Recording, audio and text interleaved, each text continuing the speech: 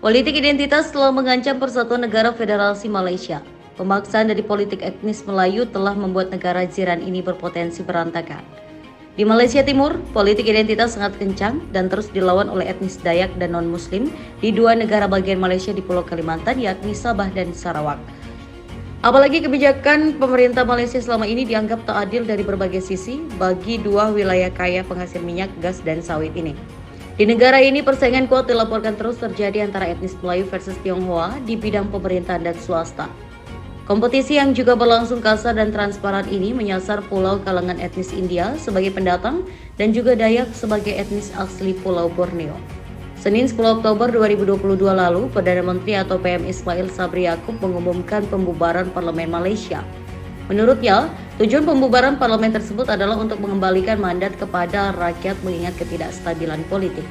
Ketidakstabilan ini terus terjadi setelah 3 kali pergantian pemerintahan dalam kurun waktu 2,5 tahun. Adapun pembubaran parlemen Malaysia dipicu pula oleh krisis ekonomi dan bencana banjir. Pembubaran parlemen ini juga telah mengakhiri spekulasi yang telah berkembang sejak akhir September 2022. Dengan pembubaran DPR Malaysia, maka rapat Dewan Rakyat yang dijadwalkan 32 hari dalam sidang akhir 2022 dibatalkan. Ketua Dewan Rakyat Azhar Harun menyatakan semua kegiatan, sesi, dan pertemuan terkait yang dijadwalkan sebelumnya juga dibatalkan.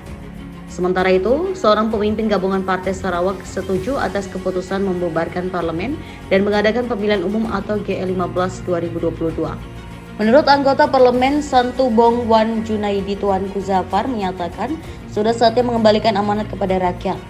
Wan Junaidi, Menteri Hukum di Kabinet Perdana Menteri Ismail Sabri Yaakob, juga menunjukkan bahwa pemimpin dunia telah menyoroti resesi ekonomi tahun depan. Sementara Ketua Gabungan Rakyat Sabah atau GRS Haji Ji Nur menyatakan semua komponen bersatu menghadapi GL15.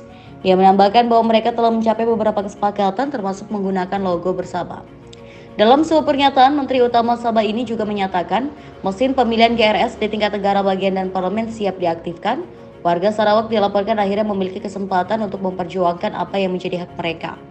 Hal ini sesuai dengan perjanjian Malaysia 1963 atau MA63 karena GL15 sudah dekat, dilansir The Borneo Post mengutip pernyataan Wakil Perdana Menteri Sarawak Dr. Shim Kui Hian. Sim menyatakan hak-hak ini termasuk otonomi pendidikan, memiliki sepertiga dari 222 kursi parlemen yang disisihkan untuk Sabah dan Sarawak. Dengan ketidakpastian global yang sedang berlangsung, menurut Sim, Malaysia membutuhkan pemerintahan yang kuat dan stabil. Adapun etnis Dayak dan non-Melayu di Malaysia Timur, yakni di Sabah dan Sarawak, terus melakukan perlawanan atas perlakuan politik ras dan agama etnis Melayu. Merasa sebagai dominan di negara tersebut, etnis Melayu memberlakukan model politik ras dan agama Melayu, yakni Islam. Pemaksaan ketuaan Melayu bahwa Islam harus mendominasi jabatan politik dan administrasi di Malaysia Timur adalah akibat langsung dari Malaysia. Orang Malaya alias Melayu mendorong ideologi ketuanan Melayu. Politik ini terus berupaya memasukkan dua negara bagian Sabah dan Sarawak ke dalam sistem politik mereka. Para tokoh Dayak di negara bagian Sabah dan pengamat politik Malaysia pun menuntut supaya jabatan gubernur tidak harus Muslim. Karena itu, James Chin dari Institut Asia Universitas Tasmania mengecam penolakan etnis Melayu atas penunjukan Joseph Pairin Kitigan.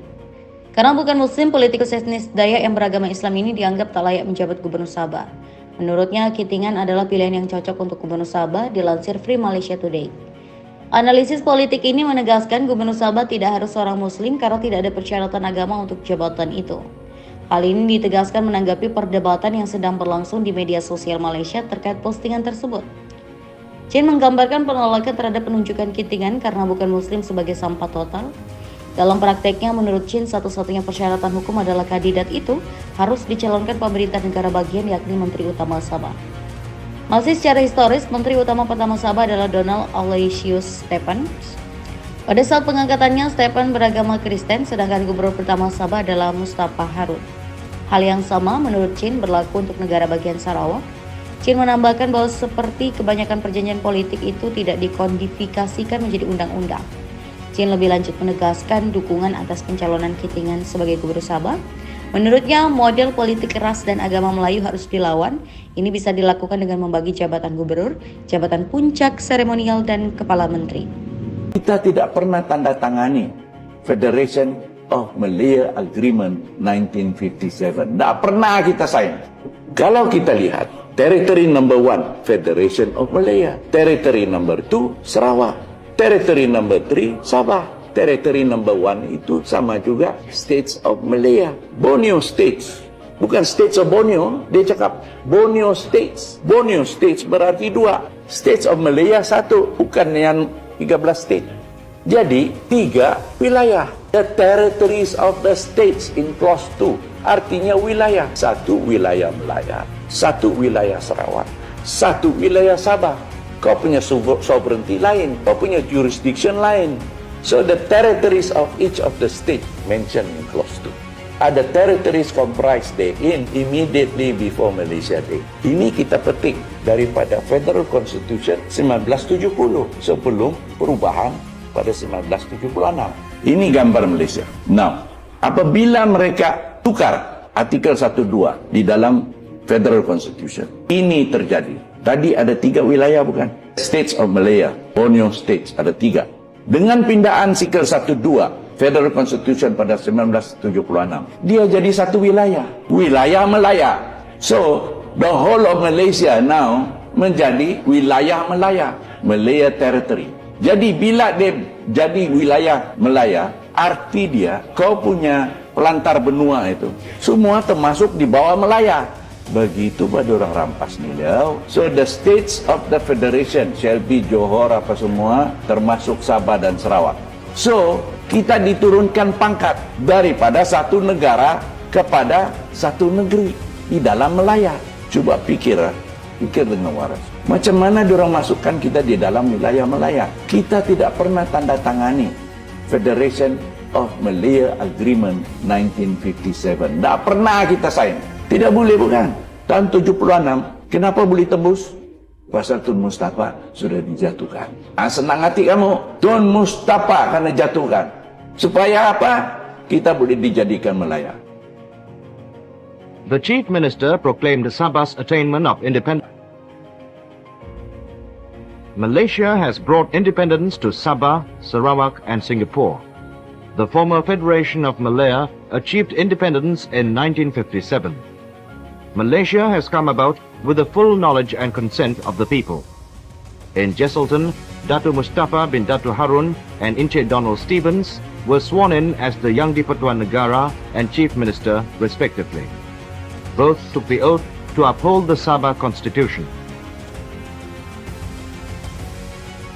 Encik Donald Stevens, a Kadazan, was President of the Malaysia Solidarity Consultative Committee. Dato Mustafa bin Dato Harun is a well-known leader and philanthropist.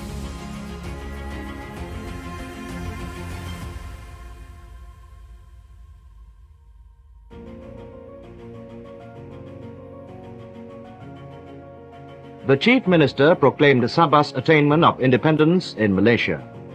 The voice of Kadazans, Bajaus, Muruts, Suluks, Kedayans and others in Sabah will henceforth be heard in the Malaysian Parliament.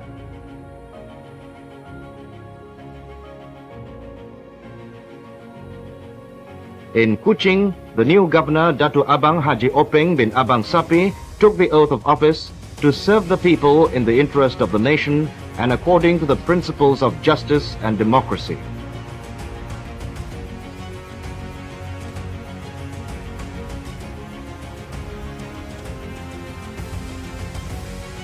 The Chief Minister Encik Stephen Kalong Ningkan then read the message of independence.